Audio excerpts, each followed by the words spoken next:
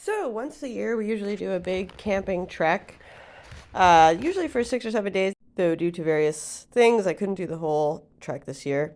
We did our first night at this adorable little lodge called the Sportsman's Lodge, just because the weather was totally disastrous and nobody wanted to be paddling in freezing rain. I would definitely recommend this place. It was gorgeous. Normally we do 14th century, but this year we did 19th century adjacent.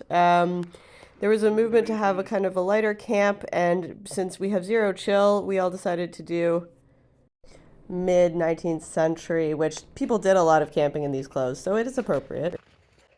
I'm not super a fan of that clothing style myself, but I tried to do my best, let's say.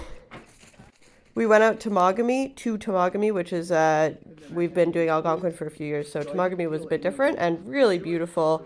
Lots of jagged rocks. We did a little day trip out to this gorgeous gorge, which was really very cool and picturesque. There's Craig. A couple little moments from there. There was this incredible log pileup from when it's high water. The portage itself is actually called the toenail because you're hanging on by your toenails and it's quite intense. This is our next lake. This was Dooney Lake. That's my friend's guide boat. And this was an attempt at fishing, which did not ultimately prove successful.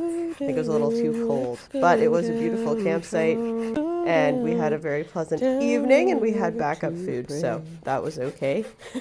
Here we are at 6 a.m.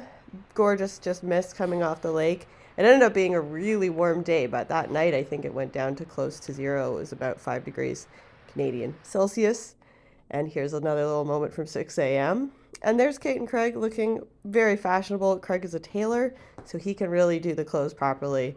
And we stand. Then I had to drive out on this incredibly hellacious road, which I will hopefully never have to do in that car again. My car is a tiny little Volvo with tiny tires and low ground clearance, and we did get a flat.